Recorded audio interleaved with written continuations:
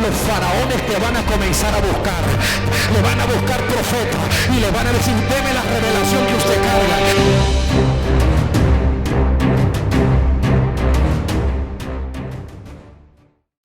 Usted tiene que entender algo, y es que todo nuevo comienzo necesita de estos tres componentes: visión, renovación y avance.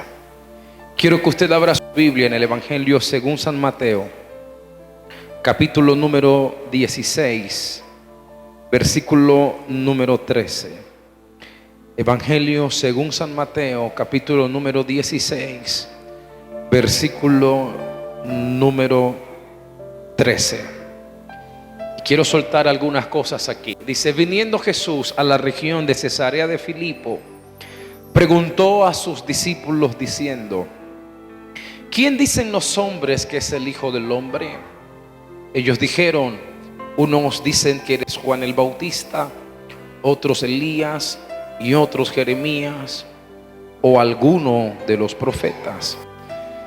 Y él les dijo: ¿y vosotros quién decís que soy yo?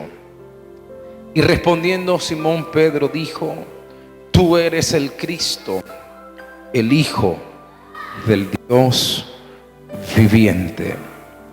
Entonces le respondió Jesús: bienaventurado eres Simón, hijo de Jonás, porque no te lo reveló carne ni sangre, sino mi Padre que está en los cielos.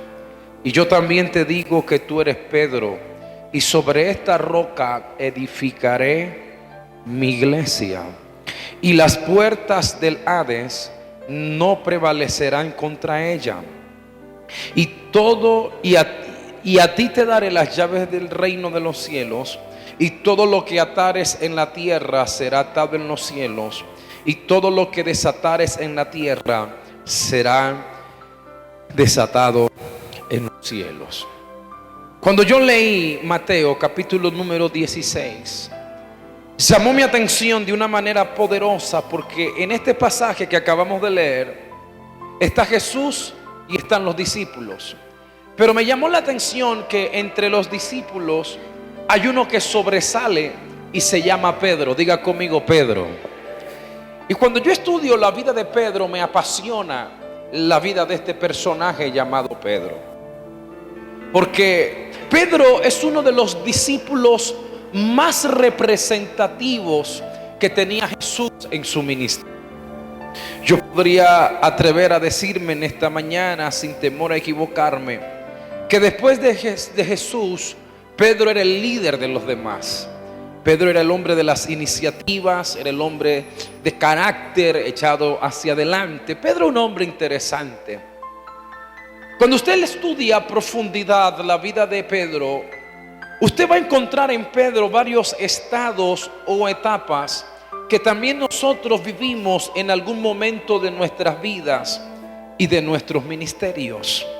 Pedro es un hombre parecido a muchos de nosotros. Cuando yo estudio esto, me quebranta la vida de Pedro, y es uno de mis personajes favoritos. Hay gente que se identifica con Daniel, otros se identifican con David, con Elías, otros se identifican con Eliseo. Me identifico mucho con Pedro, porque Pedro es muy parecido a Antonio Duncan Jr. Pedro es muy parecido a mí. Cuando usted estudia la vida de Pedro, usted va a encontrar en Pedro a un hombre de fe y de duda. Diga conmigo: de fe y de duda. Un hombre que un día se agigantó en su fe para atreverse a bajar de la barca y caminar por encima del agua como caminó Jesús. Y ese mismo Pedro que camina por encima del agua, minutos después se hunde, y Jesús lo llamó hombre de poca fe. Cuando leí esto me ministró, porque posiblemente los 11 que se quedaron dentro de la barca al ver hundido a Pedro se rieron y se burlaron de él. Pero Pedro, al final, muerto de la risa, pudo decir: pero caminé. Señores, Pedro fue el único que se hundió porque fue el único que se atrevió a bajar de la barca. Dios me dijo: Antonio Duncan Jr., solo los que se atreven a bajar de la barca califican para hundirse. Hay gente que nunca se va a hundir porque nunca se atrevieron a bajar de la barca. Si usted me pregunta, profeta, ¿te has hundido alguna vez? Te diré, montones de veces me he hundido, pero al final puedo decir, muerto de la risa, pero caminé. Toque a alguien que tiene y dile, atrévete a bajar de la barca. Señores, Pedro, hablar de él es hablar de un hombre arriesgado, de un hombre que lo usa Dios y lo usa el diablo. Dile al que tienes al lado, lo usaba Dios y lo usaba el diablo. Hablar de Pedro es hablar de un hombre inconstante. Hablar de Pedro es hablar de un hombre intermitente. Pedro habla de nuestra naturaleza caída, de nuestra naturaleza de duda. Pero cuando yo leo la vida de Pedro, encontré en él algunos principios de liderazgo y de nuevos comienzos en este reino. Y usted tiene que saber que esos principios sustentan el desarrollo del crecimiento. Cuando usted lee Mateo 16 y Mateo capítulo 17, en estos dos capítulos usted encontrará parte de la vida de este gran personaje llamado Pedro. Un hombre a quien Jesús llamó de las barcas, teniendo las redes y las barcas vacías, teniendo una terrible noche donde no pescó nada. Pero la Biblia dice que cuando sale del agua, del mar, con las redes y las barcas vacías, con una terrible noche, Jesús le pide a Pedro la barca prestada. Y cuando Pedro le presta a Jesús la barca, Jesús se sube a la barca de Pedro y suelta una palabra para la multitud. Y luego que le enseñó a la multitud, le habló exclusivamente a Pedro. Yo pude entender, apóstoles, que hay dos tipos de palabras. Hay una palabra que es para la multitud, pero hay una palabra que es exclusivamente para mí. Señores, yo no vine a hablarle a la multitud, yo vine a hablarle exclusivamente a usted. Y el Señor le dijo a Pedro, Pedro, boga mar adentro. Y Pedro dice, Señor, pero toda la noche hemos estado trabajando y nada hemos podido pescar. Cuando yo leí esto me llamó mucho la atención. Toda la noche, alguien diga toda la noche. Ese toda la noche está hablando de un periodo de tiempo de crisis, de improductividad, donde lo que tú haces no te funciona.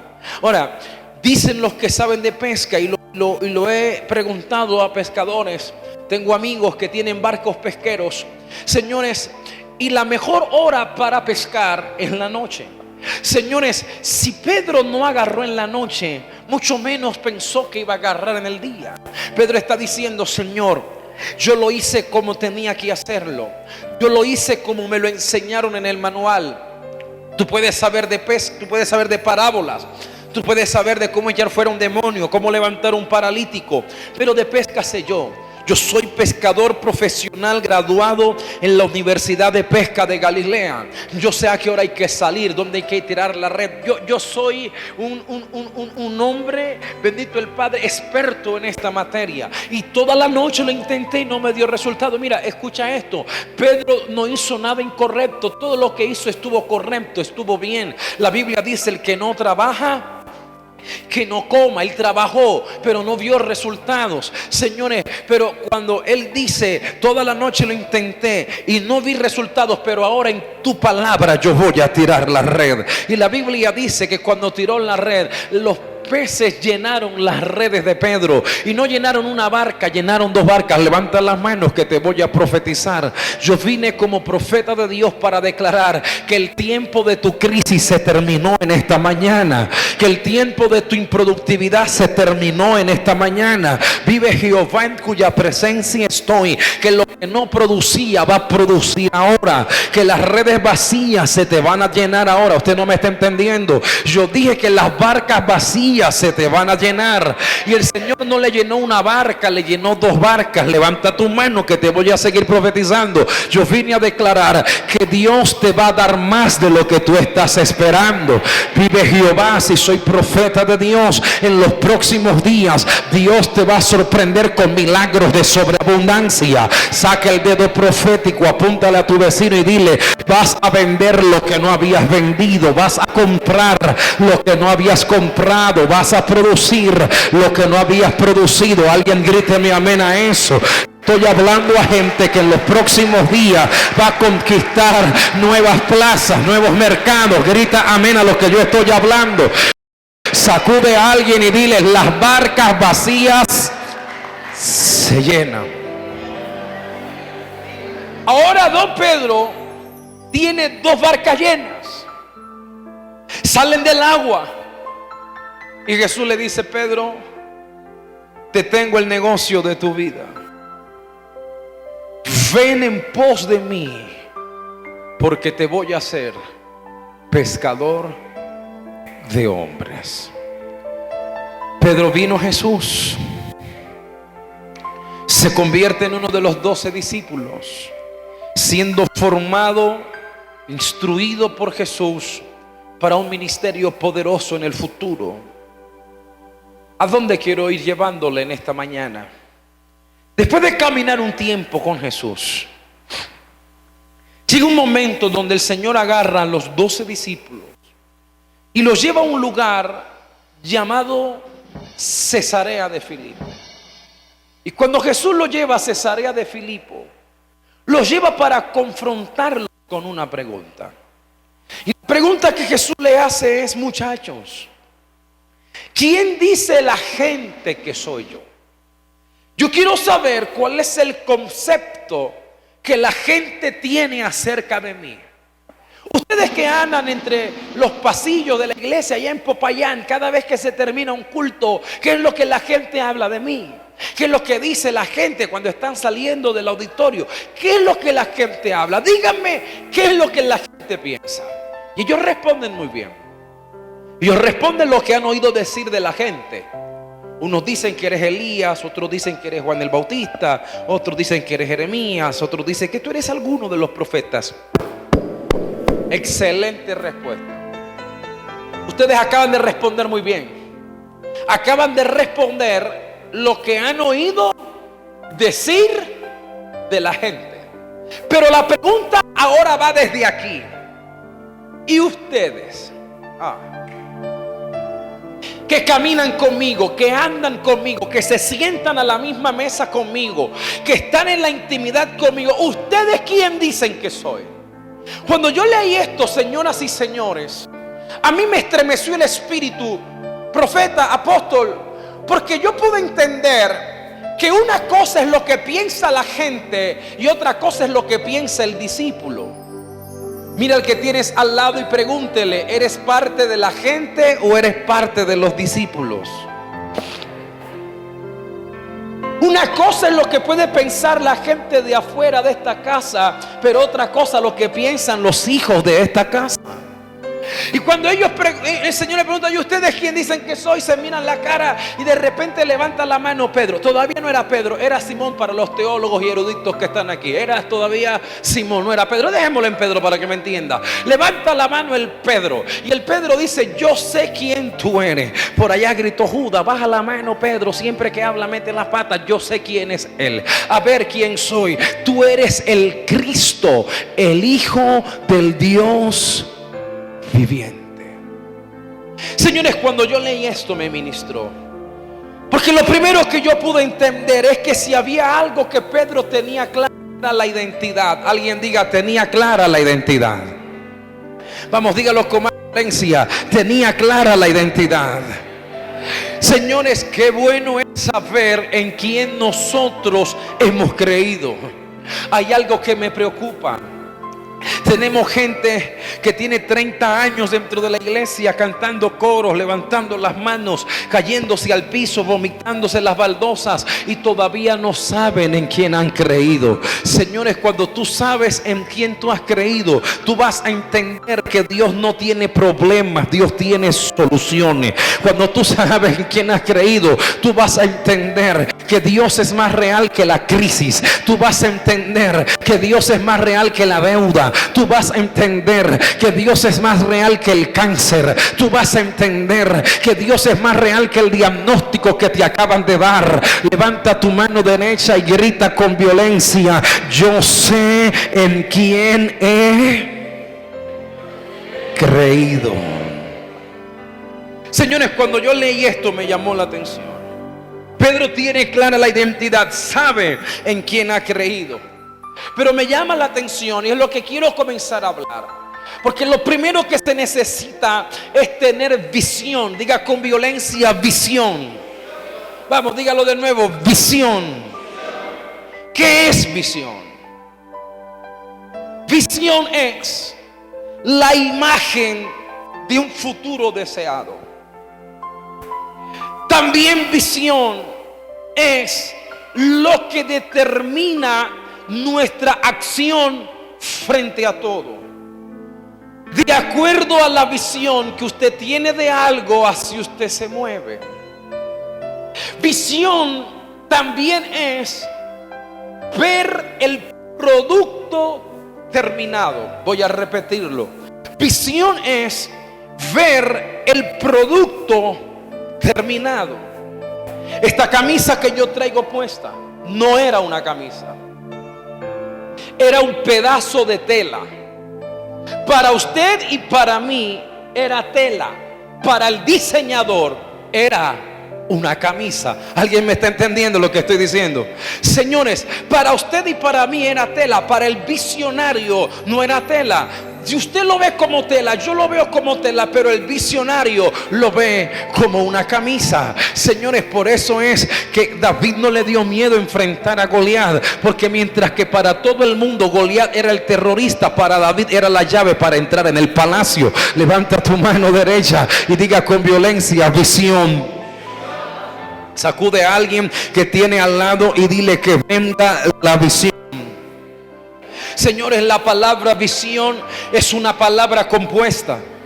La palabra vi, que es ver, la palabra Sión, que es misión. En otras palabras, usted tiene que ver su tierra prometida. Visión no es lo que ves con tus ojos físicos. Visión es ver mucho más allá de lo que tus ojos ven. Por eso yo vine como profeta a declarar que se levanta gente visionaria en esta iglesia. Gente que donde otros ven crisis, ellos verán oportunidades. Donde otros ven problemas, tú vas a ver una solución. Levanta tu mano derecha y diga con violencia, visión, visión.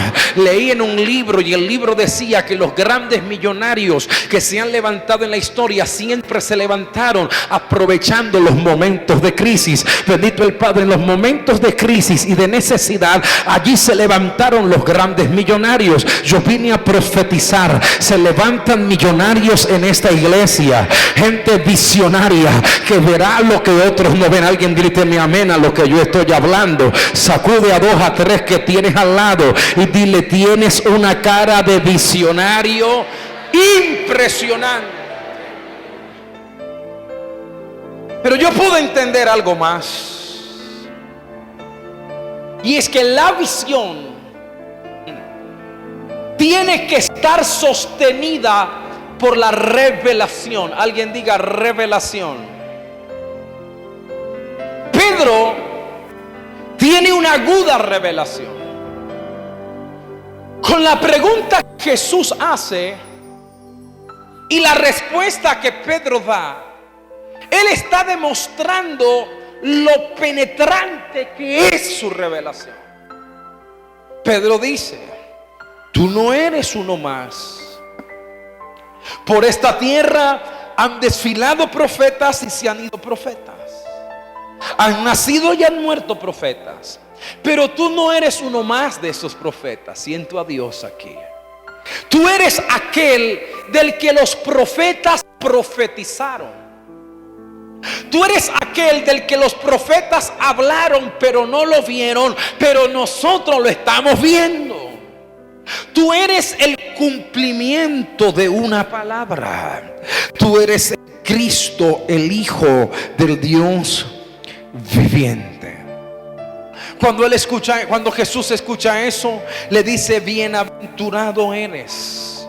Porque Dios dijo a Antonio Duncan Jr., la visión y la revelación te van a convertir en un bienaventurado.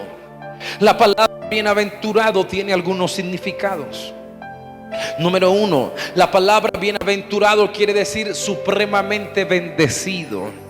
La palabra bienaventurado quiere decir supremamente dichoso.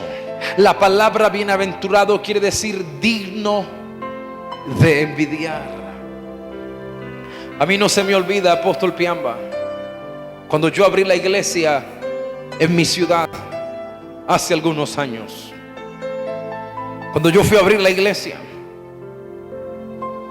estaba con el apóstol José Satirio dos Santos. Estamos sentados en una mesa. Estaba predicando en su iglesia. Terminamos de predicar, vamos al restaurante, estamos a la mesa y le dije: apóstol, Dios me ha dado una visión. Voy a abrir una iglesia en mi ciudad. Él me quedó mirando y me dijo: nunca. Los que hoy son tus amigos, mañana serán tus enemigos.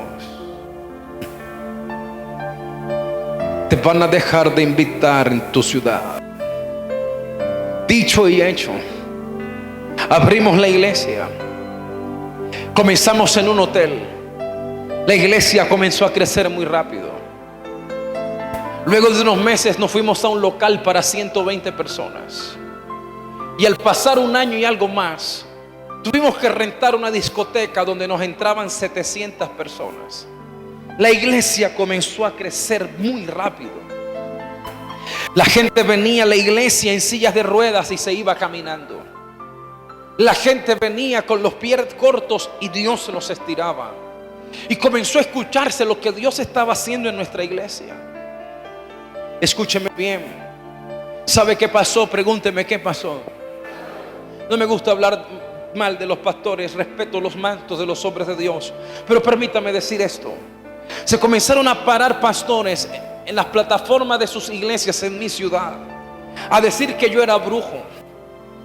Gente que toda la vida me invitó a predicar, ahora yo era brujo, ahora yo era hechicero, porque la gente venía y se sanaba. Ahora me llamaban hereje, me llamaban apóstata. Yo nunca le reclamé a ningún pastor. Cuando iba a las reuniones de pastores y me veían, me decían: Toñito, así me dicen en mi ciudad, desde niño predico. Qué bueno verte, me alegra lo que Dios está haciendo en tu iglesia. Se escucha lo que Dios está haciendo. Te felicito. Jamás le reclamé a ninguno. Pero lo que te quiero decir es: ¿sabes qué pasaba con la gente de esas iglesias donde hablaban mal de mí? Pregúnteme qué pasaba. Venían a nuestra iglesia a ver por qué era que hablaban mal. Y le tengo noticia: después que venían no se iban más.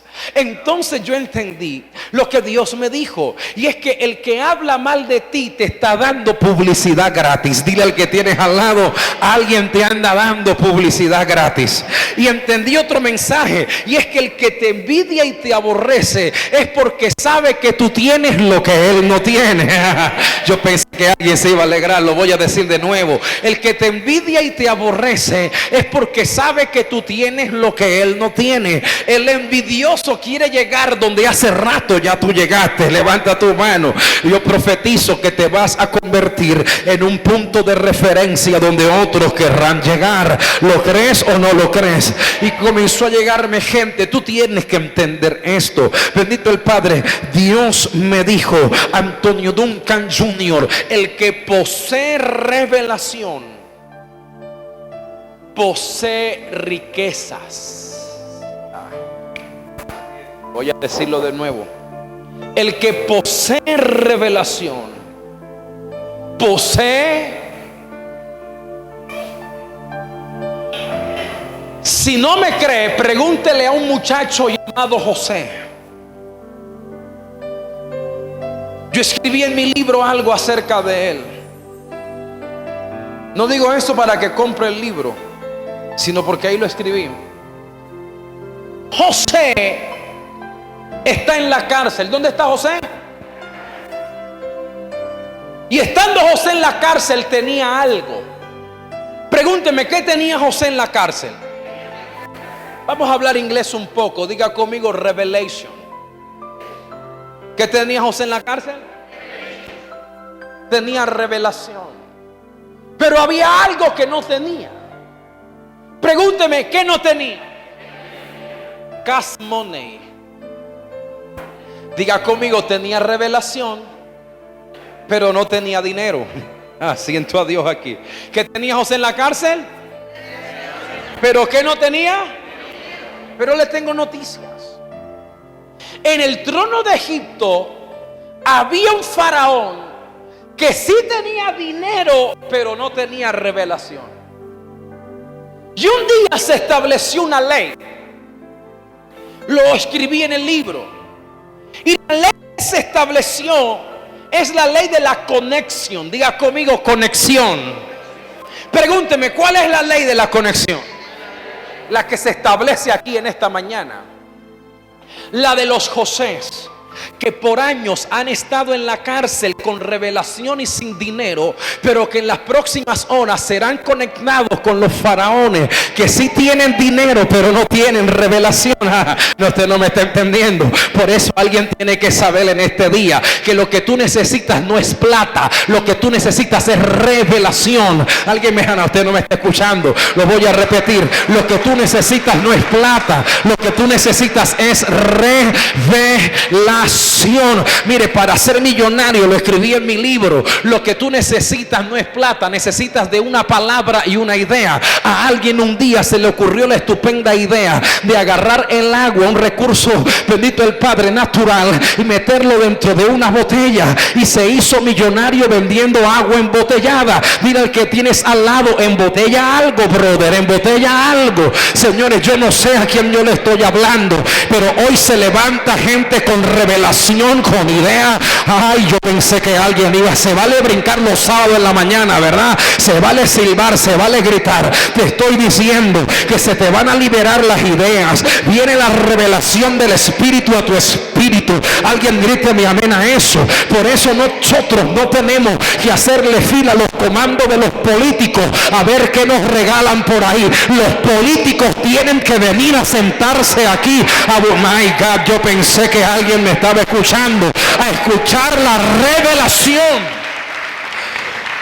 Siento a Dios aquí. Cuando yo abrí la iglesia, yo comencé a orarle a Dios y a decirle: Señor, dame los empresarios de la ciudad, entrégame a los millonarios, porque la obra se hace con dinero. Necesito empresarios millonarios. Y le oraba a Dios así, hasta que un día Dios me habló y Dios me dijo: Antonio Duncan Jr., estás orando mal. Te voy a dar empresarios millonarios, pero cambia tu oración. Deja de orar para que yo te envíe empresarios millonarios y comienza a orar para que los que están contigo se conviertan en empresarios millonarios. Por eso creo firmemente en mi espíritu que yo le estoy hablando a los próximos millonarios del Cauca. Le estoy hablando a los próximos millonarios de Popayán. Mira el que tiene al lado y dile: los ricos no están completos todavía. Falto yo. Vamos, dile. Falto yo. Yo sé en mi espíritu, yo siento a Dios aquí, que hoy se levanta gente con revelación en esta iglesia. Por eso tienes que saber que en las próximas horas los faraones te van a comenzar a buscar. Tu teléfono va a sonar, alguien te va a mandar un correo y te va a decir: dame la revelación que tú tienes y yo te voy a dar el recurso que tú necesitas. Apóstol, vive Jehová en cuya presencia estoy. Si soy profeta del Dios del cielo, en los próximos días Dios va a hacer milagros locos en esta iglesia. Los faraones te van a buscar, le van a buscar profetas y le van a decir: deme la revelación que usted carga, yo le voy a dar el recurso que usted necesita. Lo próximo que ustedes van a tener, el lugar amplio y espacioso que Dios les va a entregar. Alguien tiene que saber: vienen los faraones a financiar la obra. Yo anoche dije que veía una reina de Sabá que viene para esta iglesia a financiar la obra. Veo los camellos cargados de oro, veo las piedras preciosas. Grítame amén a eso. Sacude a tu vecino, apúntale con el dedo profético y dile: revela.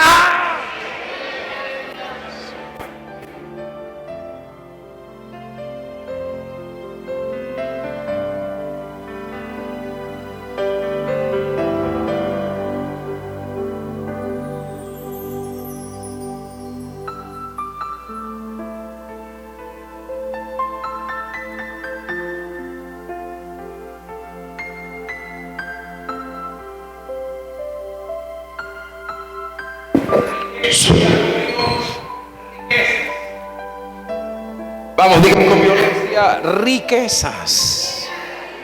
Entienda esto. Toda visión se alimenta mientras haya revelación. Revelación son los ojos del Espíritu. Pero me llamó la atención algo más. Jesús dijo que la revelación no viene de seres humanos. Esto que tú acabas de decir no te lo reveló carne ni sangre, sino mi Padre que está en los cielos. Entienda que la revelación no te la da el seminario ni el instituto. ¿Qué está diciendo, profeta? No estudio, sí estudio. Yo soy un apasionado por estudiar.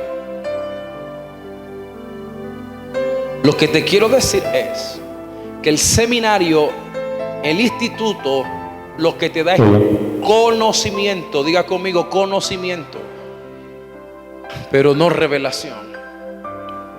Porque la revelación es un don del Padre. Y el Padre le va a dar su revelación al que a Él le da la gana. Levanta tu mano y grite: Padre, dame la revelación. Porque hay cosas que son para mí revelación, pero para el apóstol no lo son. Lo que yo estoy hablando aquí, en alguna parte Dios te va a dar la revelación que tú necesitas. Porque la revelación es un don del Padre. Y el Padre le da su revelación al que a Él le da la gana. Yo como predicador lo que puedo hacer es soltarte principios, pero la revelación te la va a dar el Padre. Ahora la pregunta es: ¿qué produce la revelación en la vida de un hombre? Esto se va a poner interesante. Pregúnteme, ¿qué produce la revelación? 3 cosas produce la revelación. Número 1, la revelación te adelanta en los tiempos. Lo voy a repetir. La revelación te adelanta en los tiempos. Jesús le dijo a Pedro: sobre esta roca edificaré ¿qué? ¿Me vas a matar? ¿Edificaré qué? Pero había un problema serio. ¿Sabe cuál era el problema? Pregúnteme cuál. Que cuando Jesús le dice a Pedro: sobre esta roca edificaré mi iglesia, la iglesia todavía no existía. Note que Jesús a Pedro no le habló en tiempo presente. Él no le dijo edifico. Le habló en tiempo futuro.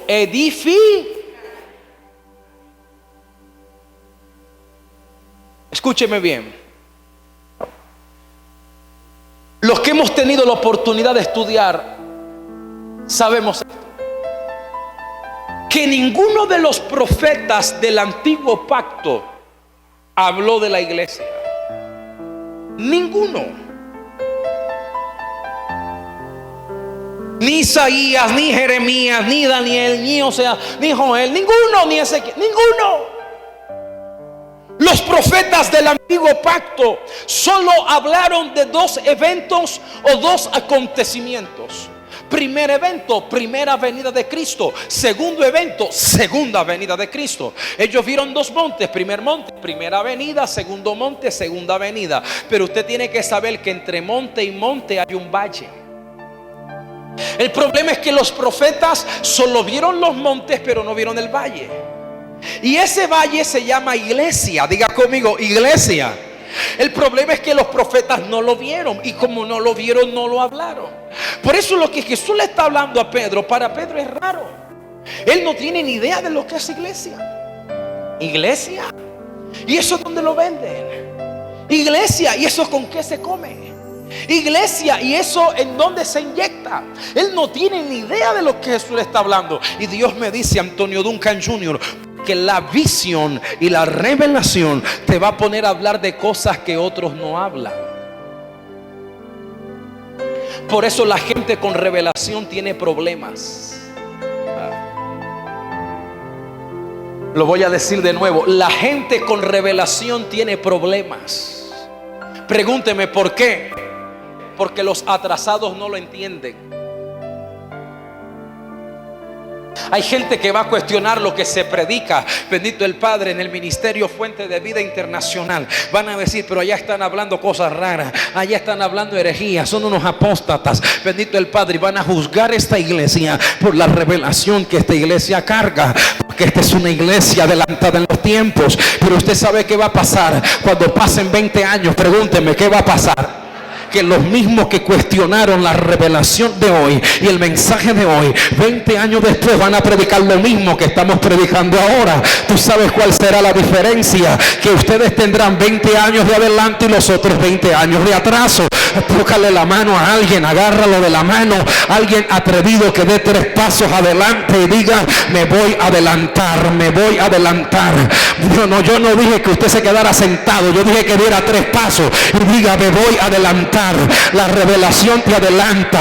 Vas a hablar de cosas que otros no hablan. Por eso yo creo firmemente en mi espíritu que Dios levanta esta iglesia en esta ciudad de Popayán con una revelación poderosa. Ay, grítame amén a eso, grítame amén a eso.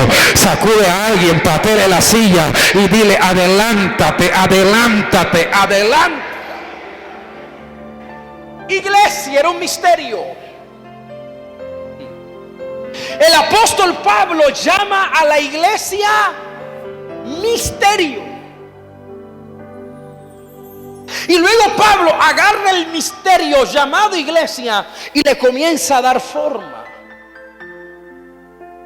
La revelación te adelanta en los tiempos. Número 2. La revelación te da fundamento de crecimiento. Diga con violencia, fundamento de crecimiento. Él dijo, ¿sobre esta qué? Roca. Toda iglesia, todo ministerio tiene que estar construido sobre esta revelación y no sobre una tradición.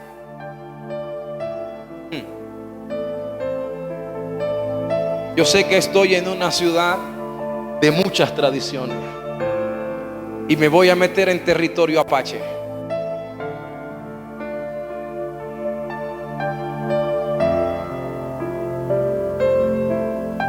¿Cuál revelación? Que la roca es Pedro, jamás. El fundamento de la iglesia no es el Pedro. Porque si el fundamento de la iglesia fuera Pedro, hace rato la iglesia se hubiera caído. El fundamento de la iglesia está en la revelación que Pedro tuvo acerca de Jesús.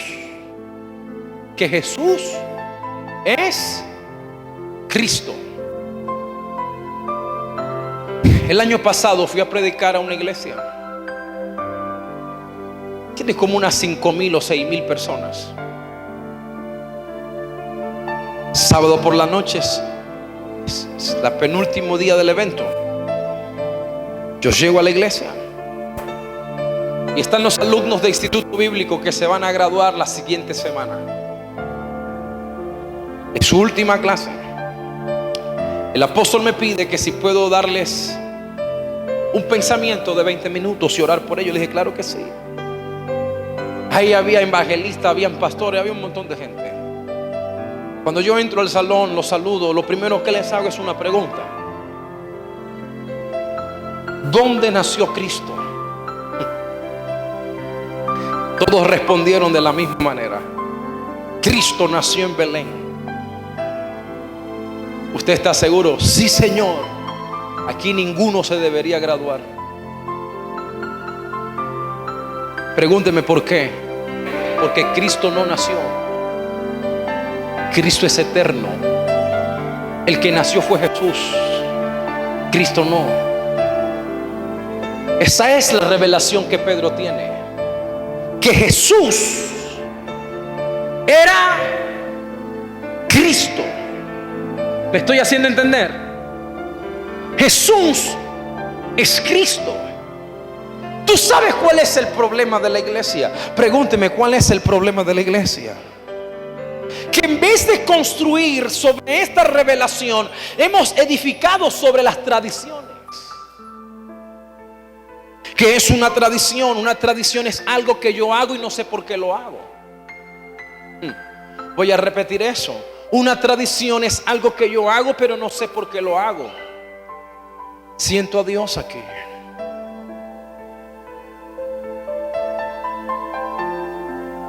Nada puede contra la palabra. Ni el diablo, ni los demonios, ni la brujería, ni la hechicería, ni la suegra, nadie. Solo hay una cosa que hace que la palabra sea abortiva. ¿Y sabe cómo se llama? Pregúnteme cómo. Tradiciones. La Biblia dice que las tradiciones anulan la semilla. El problema de la iglesia es que decimos que la iglesia afuera es la iglesia tradicional, pero nosotros tenemos más tradiciones que ellos. ¿Puedo decir algo?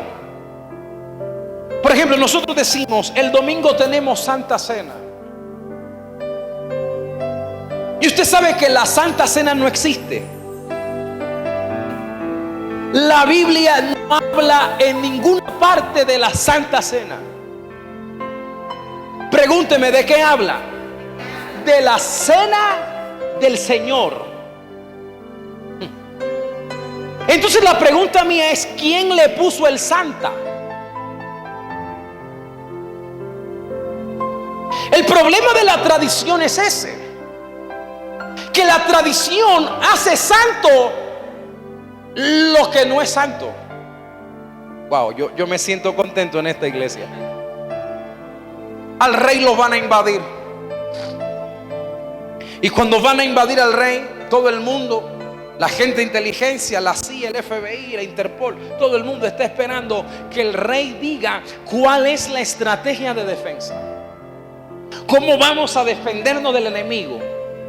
Y mientras todo el mundo está esperando que el rey diga cómo nos vamos a defender, el rey hace algo que nadie espera. El rey entra en el templo. Diga conmigo, entró en el templo. Haga lo que yo voy a hacer. Diga conmigo, hay momentos de entrar en el templo. Esto no es el templo. Este es el auditorio donde nos reunimos los que somos el templo. Mas vosotros sois el templo del Espíritu Santo. Dile al que tienes a tu lado, tienes una cara de templo impresionante. Aunque algunos no son templos, ya son catedrales, pero son algo. Y cuando el rey entra en el templo, él dice, es que el problema no está afuera, está adentro. Y cuando de repente entra en el templo, sale con algo en la mano. Pregúnteme, ¿qué traía en la mano? Una serpiente de bronce. Llamó al rey asociado o al pastor asociado y le preguntó, amigo rey, ¿usted me puede decir qué hace esta serpiente de bronce dentro del templo? Y el rey asociado le dijo, rey principal, no tengo ni idea. Cuando nos entregaron esta iglesia, ya la serpiente estaba aquí. Llamó al pastor de jóvenes, ¿y qué hace esta serpiente aquí? Pastor, yo no sé. Cuando vinimos ya estaba, y si estaba es porque era bueno. Nadie supo qué responder a la pregunta del rey. Cuando yo leí esto me ministró mucho. ¿Por qué? Porque mi pregunta es, ¿quién le ordenó a Moisés que levantara esa serpiente de bronce en el desierto? ¿Acaso no fue Dios? Pregunto, ¿acaso esa misma serpiente no salvó vidas? Todo el que era mordido por la serpiente miraba a la serpiente de bronce y era salvo. ¿Y qué pasó? Que el pueblo no supo discernir, entender que la serpiente era para un tiempo y para un escenario, no para el tiempo que venía. La serpiente era para el desierto, no para el tiempo que venía. Y el pueblo idolatró la serpiente, la endiosó, la pasó de una generación a otra, la meten dentro de un templo, y lo que un día fue bendición ahora se había convertido en había traído maldición al pueblo. Porque Dios me dijo: Antonio Duncan Jr., hay cosas que son revelación hoy, pero no puedes convertirla en una doctrina para tus hijos mañana. Hay algo que nunca va a cambiar y se llama principios. Los principios siempre serán los mismos, pero las revelaciones cambian. Lo hablábamos anoche en la mesa. Apocalipsis habla de las 7 iglesias a las que el Señor le escribe, y a ninguna le habló de la misma manera. A ninguna le repitió el mensaje, porque cada iglesia tiene una revelación. Hay cosas que son revelación para esta iglesia, no para la mía. Y no podemos hacer de una revelación una doctrina. Por eso yo creo que esta es una buena mañana para sacar unas cuantas serpientes de bronce que tenemos adentro. Dígale al que tiene al lado: saca la serpiente. Vamos, dígale, saca cosas que Dios las renovando. Número 3. Lo tercero que hace la revelación es que la revelación te da llaves. Diga conmigo: me da llaves. El Señor le dijo a Pedro: Pedro, ¿y a ti te doy qué? ¿Qué le entregó? No le habló de la llave, le habló de... Hablar de llaves aquí es una metáfora de autoridad. ¿Para qué se usan las llaves? Las llaves se usan para abrir, y las llaves se usan para mover. Siento a Dios aquí. Yo no sé a quién yo le vine a hablar, pero saldrá de aquí con llaves en esta mañana. Las puertas no se tumban. Se abren con las llaves. Vive Jehová, en cuya presencia estoy, que toda puerta cerrada este día. Dije que toda puerta cerrada se te abre en este día. Escuche bien. 3 cosas hace la revelación. Número 1, me adelanta en los tiempos. Número 2, da fundamento de crecimiento.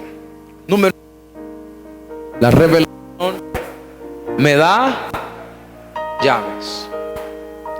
La pregunta es: y después de esto, todavía no hemos llegado al rema, ya viene el rema.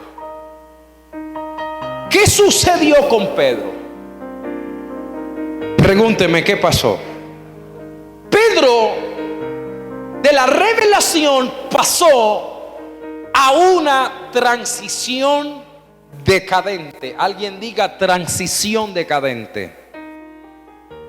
Capítulo 16 de Mateo, versículo 21. Mateo capítulo 16, versículo 21 dice: desde entonces comenzó Jesús a declarar a sus discípulos que le era necesario ir a Jerusalén y padecer mucho de los ancianos, de los principales sacerdotes, de los escribas, ser muerto y resucitar al tercer día. Versículo 22. Entonces Pedro Tomándolo aparte, comenzó a reconvenirle diciendo: Señor, ten compasión de ti, en ninguna manera esto te acontezca. Entonces, volviéndose, dijo Jesús a Pedro: quítate de delante de mí, Satanás. Me es tropiezo, porque no pones la mira en las cosas de Dios, sino siento a Dios aquí. Me quebrantó esto, apóstol Piamba. Primero lo llamó bienaventurado y 5 minutos después lo llama diablo.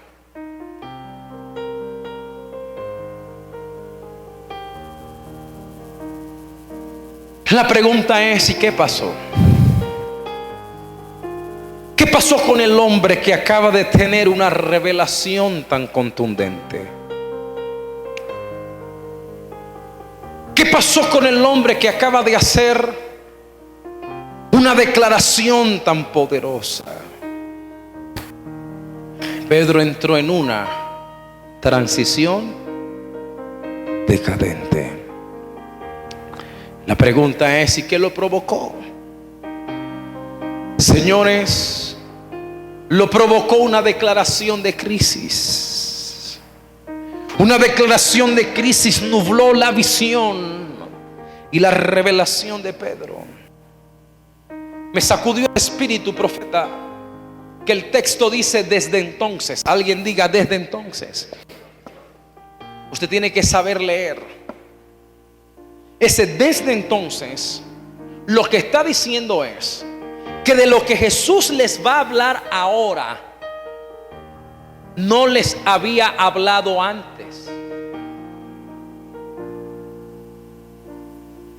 Que esto que Jesús les va a hablar es algo nuevo, que ellos no lo saben, no lo conocen. Porque cuando Dios te da una revelación, te va a llevar a niveles que te dirá diga conmigo, desde hoy. Lo que Jesús está diciendo es: señores, yo creo que ustedes están listos, están preparados para que yo les suelte la siguiente etapa, para que se les revele lo que sigue. Ustedes tienen que saber lo que va a pasar con el Hijo del Dios viviente. Y Jesús comenzó a hablarles de la crisis. Al Hijo del Dios viviente lo van a matar,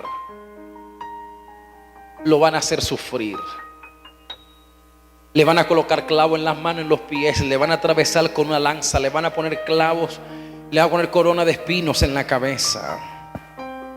Comienza a hablarle de la crisis, y esto hace que la visión, la revelación de Pedro se nuble.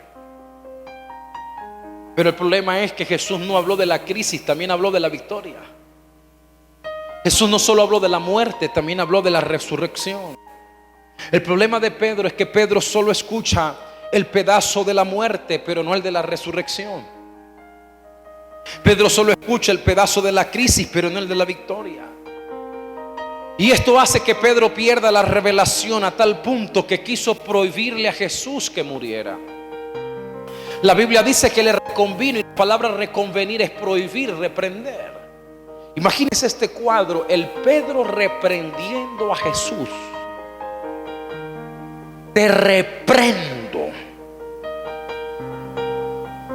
te lo prohíbo, tú no puedes morir. Cuando yo leí esto me arrancó lágrimas, porque la pregunta que yo hago es: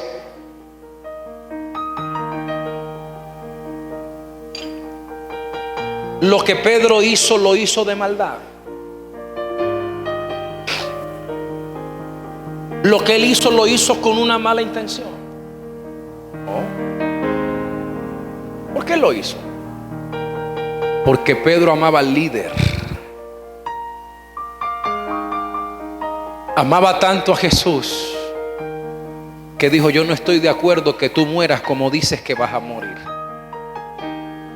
Yo no estoy de acuerdo que este hombre que solo hace bien y no mal, que limpia, que levanta paralíticos, que resucita muertos, que le llena a la gente el estómago de pan y pescado, padezca lo que está diciendo que va a padecer.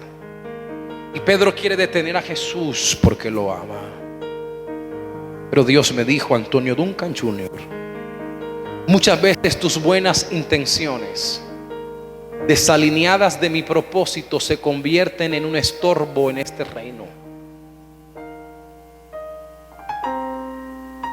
La intención de Pedro era buena, pero desalineada. Tenemos gente llena de buenas intenciones, pero fuera del propósito. Y si la intención es buena, pero no está dentro del propósito, se convierte en un estorbo. Versículo 23, volviendo Jesús dijo a Pedro: quítate de delante de mí, Satanás, me eres tropiezo, porque no pones la mira en las cosas de Dios, sino en la de los hombres. Tres cosas le dijo. Primero le dijo quítate, segundo le dijo Satanás, y luego le dijo tropiezo. Señores, imagínense que yo venga a esta iglesia en esta mañana con la expectativa que hay, bendito Dios, viene el profeta y la actividad y primicias y la actividad para líderes y empresarios, y que yo venga aquí esta mañana a pararme en esta plataforma y agarre a alguien aquí y le diga: quítese de aquí, pedazo de diablo.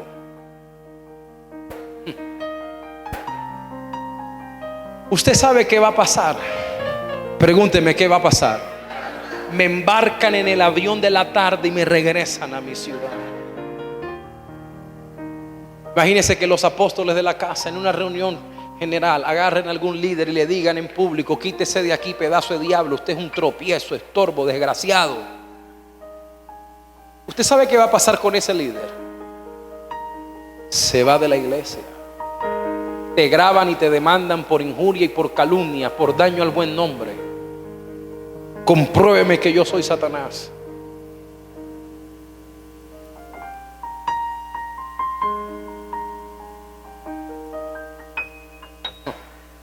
Satanás es adversario. Pedro se convierte en el adversario de Jesús. Tropiezo en el griego es escándalo, que significa trampa o caída. Pedro se convierte no solo en adversario, sino en trampa y en caída. La pregunta es: como alguien de revelación llegó a convertirse en diablo, en trampa y en caída. Pedro pasó de la luz a la oscuridad en cuestión de minutos. Pedro vivió un proceso que también nosotros lo hemos vivido. Por eso yo le hablo a los pastores que trabajan en nuestro ministerio: tengamos cuidado con ese predicador que hoy vemos en la gloria, apetecido por las grandes plataformas de las grandes iglesias, que usted ve por el Facebook, predico y aquí y la otra semana allá, que tiene miles de seguidores por las redes sociales, por la internet, por el YouTube. Señores, ese mismo predicador que usted ve hoy en la gloria, mañana lo puedes ver sumergido en una crisis. Porque Pedro entró allí, Jesús lo dijo: porque no pones la mira en las cosas de Dios, sino en la de los hombres. La pregunta es, y ya voy terminando, voy llegando al rema: ¿cómo cree usted que quedó Pedro después de lo que Jesús le dijo? Pregúnteme cómo quedó. Reventado.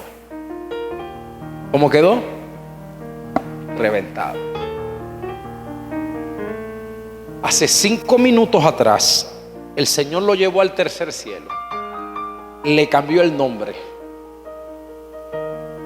le dio llaves. Pedro no caminaba, levitaba. Pero 5 minutos después Jesús lo bajó del tercer cielo. ¡Puf! Lo estrelló contra la pared. A Pedro se le desprendió un pulmón, un riñón, se le partió el hígado. El Pedro está sangrando por la nariz, por los ojos, por los oídos, por todos lados. Pedro está diciendo: se me acabó el ministerio, ya no voy a ser el gran apóstol, ya no voy a ir a las naciones, ya no seré el pastor de la gran iglesia, ya no seré nada de lo que él dijo que yo iba a ser. Señores, cuando yo leí esto me quebrantó, porque Pedro vivió una semana de soledad. Los días oscuros lo abrazaron, los días de la soledad vinieron a él.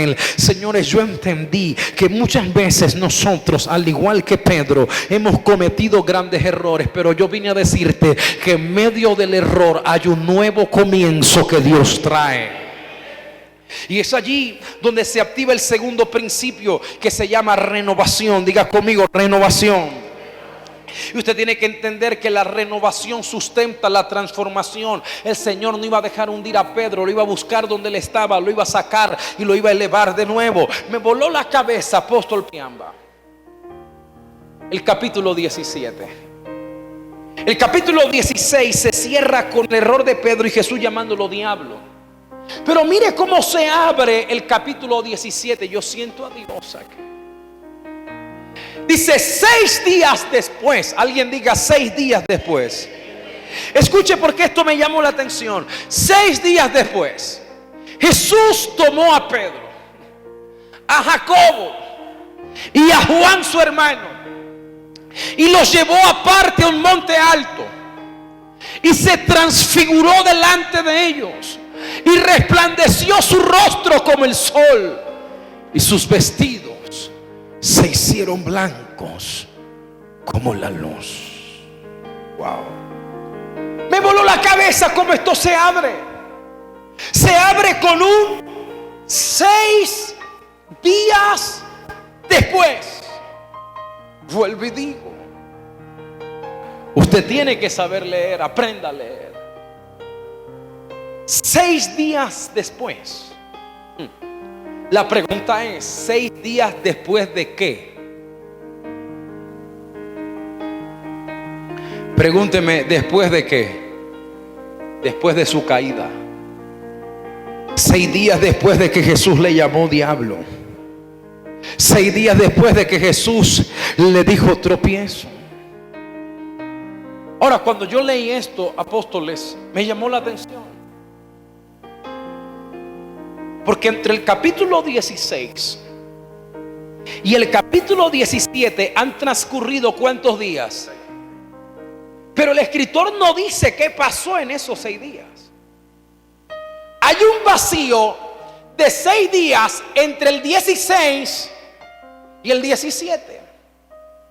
Como el escritor no dice qué pasó, yo me lo imaginé. Pregúnteme, ¿qué pasó en esos 6 días? Que Jesús no llamó a Pedro. En esos 6 días Jesús no lo visitó. En esos 6 días Jesús agarró a Pedro y lo sacó del grupo de los 12 de WhatsApp. En esos 6 días Jesús al Pedro lo bloqueó en el Facebook. No lo llamó, no lo visitó. Ay, God, yo siento a Dios aquí. Jesús lo dejó solo para procesar. En esos 6 días Pedro no se bañaba, Pedro no comía, Pedro bajó de peso. ¿Sabes por qué? Porque cuando tú amas a Jesús y tú le fallas, las ganas de comer se te van. Cuando tú amas a Jesús y tú le fallas, las ganas de levantarte de la cama se te van. Cada vez que Pedro cerraba los ojos para dormir, lo primero que escuchaba era una voz que le decía: Satanás, mi líder me llamó Satanás. 11 afuera se estaban burlando de Pedro, porque tú tienes que entender que hay gente que va a hacer fiesta de tus caídas. Gente va a celebrar tus derrotas.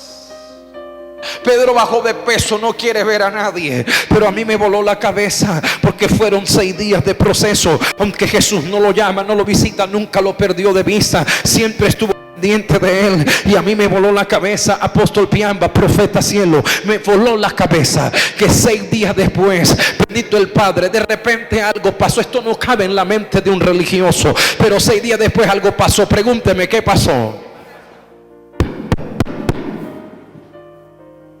Alguien tocó la puerta de la habitación de Pedro. Adentro se escucha una voz de Pedro caído, bendito el Padre, amargado, que dice: ¿quién es? No quiero ver a nadie. Pero afuera se escucha la voz de Jesús que le dice: Pedro, Pedrito, soy yo, te vine a buscar porque te voy a sacar del lugar donde tú estás y te voy a elevar otra vez. Yo siento a Dios aquí. Toque a alguien que tienes al lado y dile: después de la caída Jesús se te va a aparecer y te va a sacar de donde tú estás, del cuadro de la depresión, para elevarte de nuevo. Diga con violencia: Jesús me va a elevar. Apóstoles, en la mente de un religioso no encaja esto, Pastor Fernando, ¿verdad? No cabe en una mente religiosa esto. Porque ese día Jesús fue a buscar a 3 personas para un magno evento. Pero al primero que fue a buscar, ¿sabe a quién fue? Al que cometió el error. Wow. Al primero que fue a buscar fue al que cometió la falta.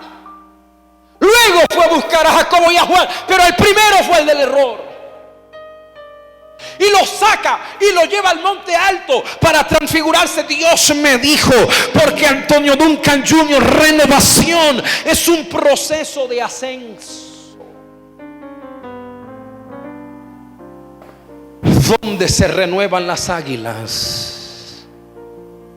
En las alturas. Pero también renovación es un proceso de cambio. Lo que no se renueva se daña. Si el agua no se renueva, se pudre. Por eso la iglesia necesita renovación. Yo vine a decirte en esta mañana, Pedro, Petra, que estás aquí, no importa cuál fue tu error y no importa dónde tú te fuiste a meter, de ahí Jesús te va a sacar en esta mañana. De ahí, usted no me está escuchando. Yo veo gente llorando. Abraza a alguien que tienes al lado y dile: no importa cuál fue tu falta, no importa cuál fue tu error, no importa cuál fue tu caída, no importa dónde te fuiste a meter, de ahí Jesús te va a sacar y Jesús te va a elevar de nuevo. ¿Alguien lo cree? Grite amén a eso. Señores, lo sacó, escuchen, no aplauda, y lo llevó al monte alto. Al 6º día Dios me dijo: dile a mi pueblo que hay un 6º día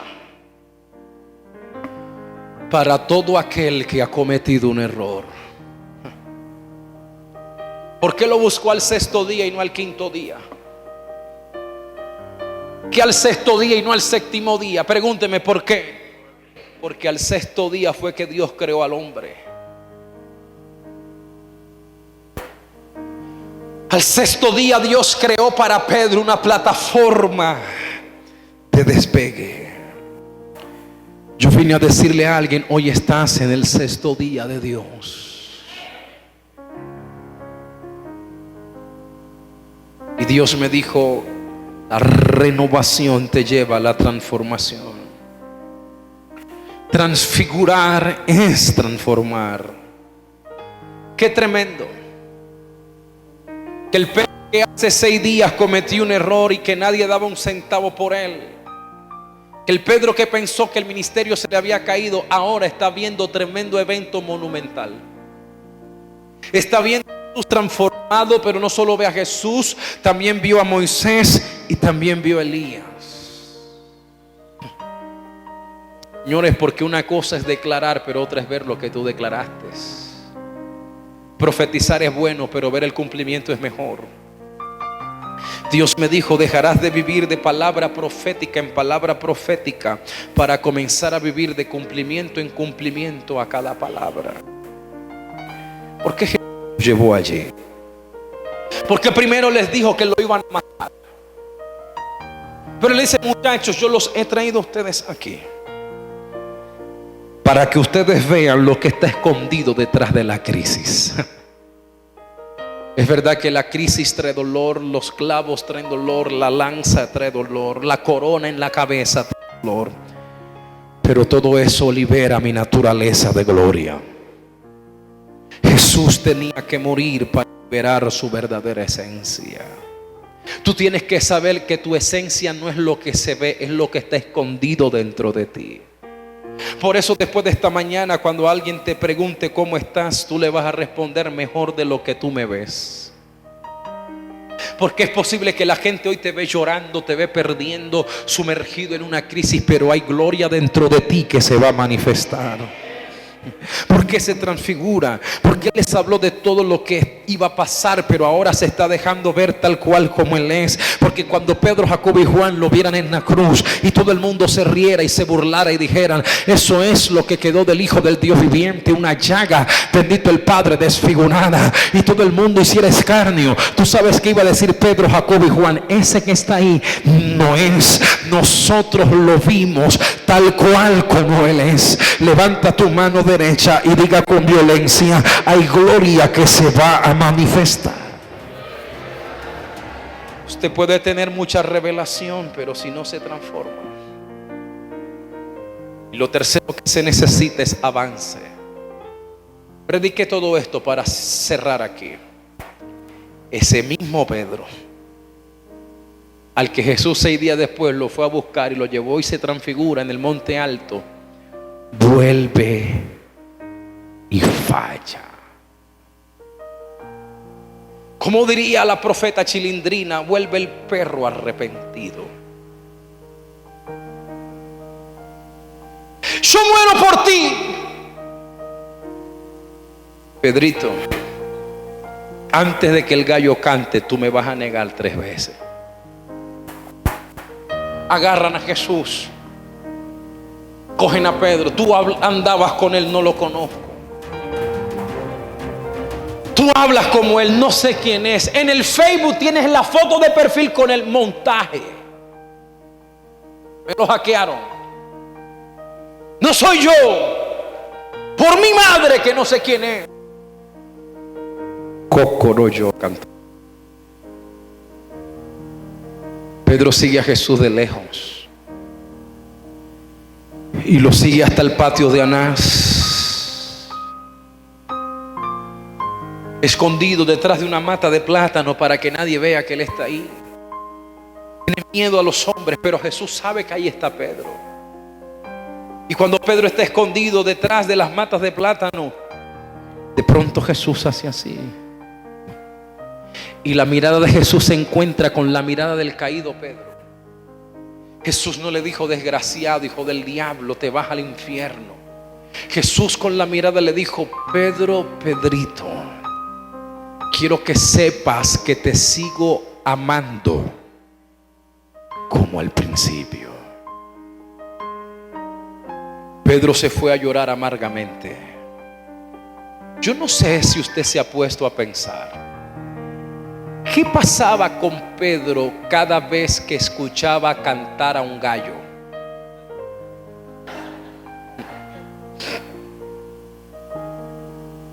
Yo estoy seguro que para Pedro cada despertar en la madrugada era una tortura. Porque cada vez que el gallo cantaba, el canto del gallo le recordaba a Pedro el error que había cometido. ¿Cuántos gallos te cantan a ti?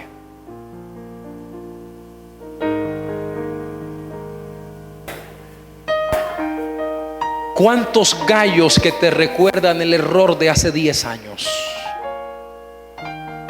¿Cuántos gallos que te recuerdan la infidelidad que cometiste?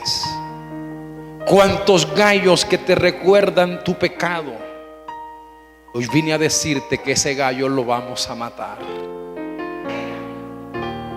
Pedro está diciendo: se me acabó el ministerio otra vez, la segunda oportunidad no la aproveché, negué al Señor.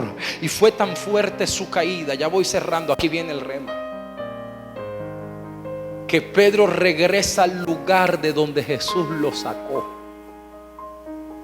mostrando que su nombre influyente arrastra a 7 discípulos más. Se va al mar de Tiberías a pescar. Dejó el ministerio después de depender 3 años y medio del ministerio y vivir por la fe. Vuelve al lugar de donde Jesús lo saca. Vuelve a tomar las redes y las barcas para sobrevivir. Pero cuando el Pedro y los demás están pescando y están como la primera vez, pregúnteme cómo estaban. Con las redes y las barcas vacías. Porque cuando tú te sales del propósito, lo que tú haces no te funciona. Mire, apóstol, estaban en el mejor lugar para pescar y no pescaron. Era imposible ir al mar de Tiberías a pescar y no sacar nada, y ellos no habían sacado nada. Porque cuando tú te sales del propósito, puedes hacer las cosas como te lo dice el manual, como te lo enseñaron en la universidad, como te lo enseñó el sensei, el maestro, yo que sé quién te lo enseñó. Pero si tú te saliste del propósito, tú no vas a ver los resultados que tú esperas. Pero ¿sabes qué me voló la cabeza? Que allá se les volvió a aparecer al Señor. Pero ahora vestido de chef. Y mira cómo les habla. Juan 21 les dice: hijitos. Con qué ternura les habló. No les dijo hijos, les dijo hijitos. ¿Tenéis algo de comer? No hemos pescado nada. Tranquilos, ya les preparé el desayuno. Les llena la barca con 153 peces. Cuando salen del agua, Jesús no se acercó a otro, se acercó al caído Pedro y le hace la misma pregunta 3 veces. Pedro, ¿tú me amas? Pedro lo mira a los ojos y le dice: te amo con todas mis fuerzas. Jesús le dice: apacenta mis ovejas. Por segunda vez: Pedro, ¿de verdad tú me amas? Pedro dice: te amo con todo mi corazón. Cuida mis corderos. Por tercera vez: Pedro, ¿en serio tú me amas? Pedro no puede resistir la mirada de Jesús. Agacha la cabeza. Las lágrimas lo traicionan y solo dice: tú lo sabes todo. Y como tú lo sabes todo, sabes que mi corazón late por ti. Sabes que te amo como nunca he amado. Te amo con toda mi alma, con todas mis fuerzas. Te amo con todo mi ser. Jesús le soba la cabeza y le dice: yo lo sé, Pedrito. Yo sé cuánto tú me amas. Apacenta mis ovejas. 3 veces lo negó, 3 veces lo restauró.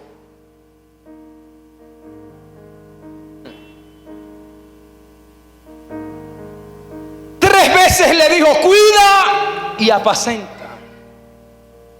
Tú sabes lo que Jesús le está diciendo: el ministerio y el liderazgo que tú tiraste a la basura, yo lo saqué de la basura y te lo vine a devolver. Cuida y apacenta. Ese Pedro al que Jesús restaura en Juan 21, 2 capítulos después, Hechos 2, tiene una llama de fuego sobre la cabeza, predicando un mensaje donde se convirtieron miles. En la mente de un religioso esto no encaja, porque si don Pedro se hubiera congregado en esta iglesia o en mi iglesia, le metemos 3 años de disciplina.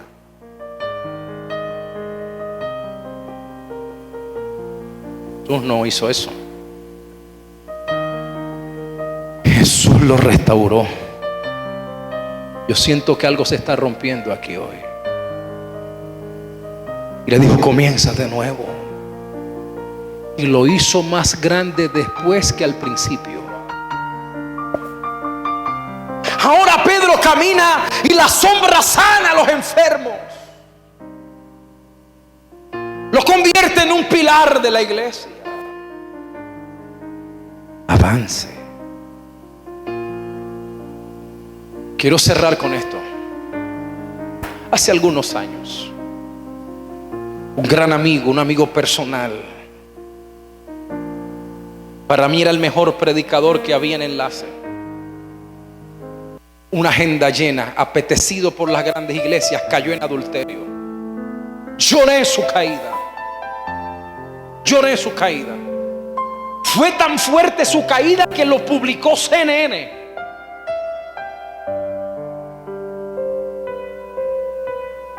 tener tremenda iglesia de la que sus propios líderes lo sacaron, terminó vendiendo llantas de auto para sobrevivir.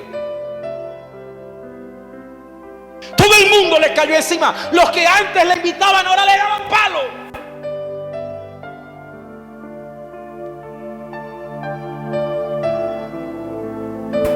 A mí se me dio por llevarlo a mi ciudad.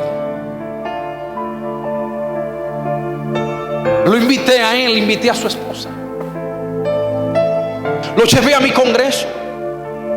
Antes del congreso yo estoy predicando en una ciudad. Hay 700 pastores dentro del auditorio. Aproveché la oportunidad para darle publicidad a mi evento. Y cuando termino la noche de ministrar, me llevan a un restaurante con los otros predicadores. Hay otros pastores en el restaurante. Se me acerca un pastor a la mesa y me dice: profeta, perdón que le interrumpa, una pregunta. Yo no sé si es que escuché mal o entendí mal, dígame.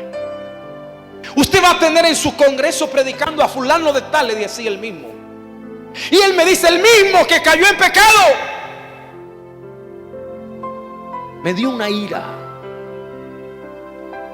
Y yo le dije: ¿por qué habla? El mismo que cayó en pecado. ¿Por qué más bien no dices el mismo que le cambió la mentalidad a miles de líderes en todo el mundo? ¿Por qué más bien no dices el mismo que empoderó a pastores para el ministerio? El mismo que restauró familia. Lo juzgas por un error. Con todo respeto le voy a decir esto, pastor.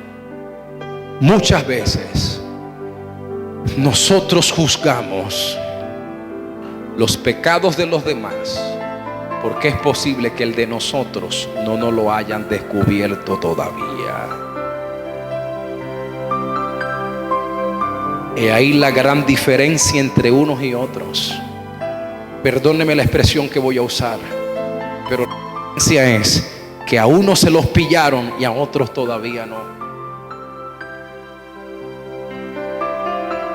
El día que te agarren, ¿cómo te gustaría que te traten? Por eso Pablo dijo: